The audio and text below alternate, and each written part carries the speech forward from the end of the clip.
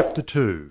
How to attract to yourself the things you desire. The power within you which enables you to form a thought picture is the starting point of all there is. In its original state it is the undifferentiated formless substance of life.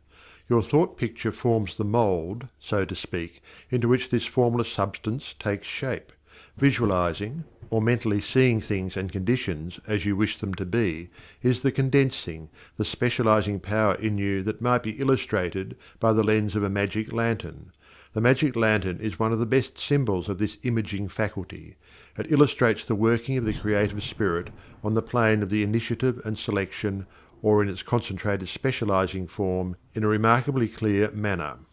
This picture slide illustrates your own mental picture, invisible in the lantern of your mind until you turn on the light of your will.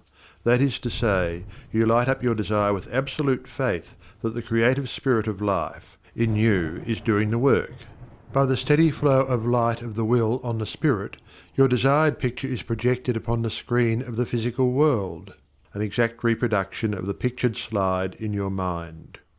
Visualizing without a will sufficiently steady to inhibit every thought and feeling contrary to your picture would be as useless as a magic lantern without the light.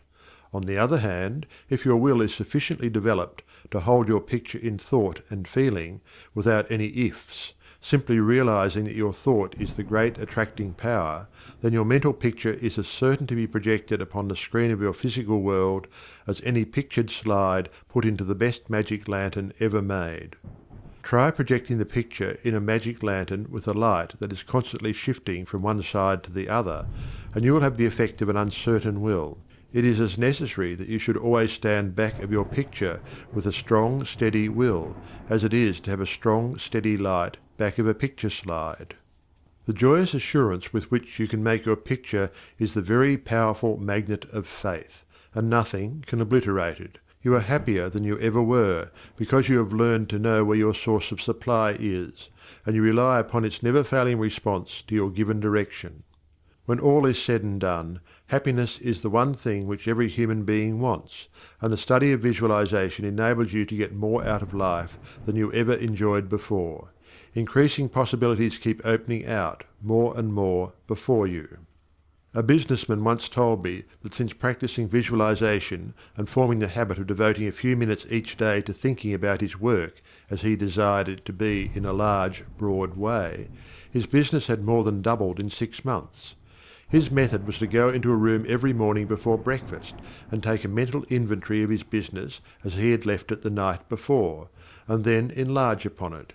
He said he expanded and expanded in this way until his affairs were in remarkably successful condition. He would see himself in his office doing everything that he wanted done. His occupation required him to meet many strangers every day. In his mental picture he saw himself meeting these people, understanding their needs, and supplying them in just the way they wished. This habit, he said, had strengthened and steadied his will in an almost inconceivable manner. Furthermore, by thus mentally seeing things as he wished them to be, he had acquired the confident feeling that a certain creative power was exercising itself for him and through him, for the purpose of improving his little world. When you first begin to visualize seriously, you may feel, as many others do, that someone else may be forming the same picture you are, and that, naturally, would not suit your purpose. Do not give yourself any unnecessary concern about this. Simply try to realize that your picture is an orderly exercise of the universal creative power specifically applied. Then you may be sure that no one can work in opposition to you. The universal law of harmony prevents this. Endeavour to bear in mind that your mental picture is universal mind exercising its inherent powers of initiative and selection specifically. God, or universal mind, made man for the specific purpose of differentiating himself through him. Everything that is came into existence in this same way, by this self-same law of self-differentiation, and for the same purpose. First the idea, the mental picture, or the prototype of the thing, which is the thing itself, in its incipiency or plastic form. The great architect of the universe contemplated himself as manifesting through his polar opposite, matter, and the idea expanded and projected itself until we have a world, many worlds. Many people ask, But why should we have a physical world at all? The answer is, because it is the nature of originating substance to solidify under directivity rather than activity, just as it is the nature of wax to harden when it becomes cold, or plaster of Paris to become firm and solid when exposed to the air. Your picture in this same divine substance in its fluent state, taking shape through the individualized center of divine operation, your mind. And there is no power to prevent this combination of spiritual substance from becoming physical form.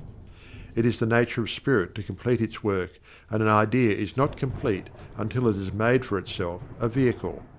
Nothing can prevent your picture from coming into concrete form except the same power which gave it birth, yourself.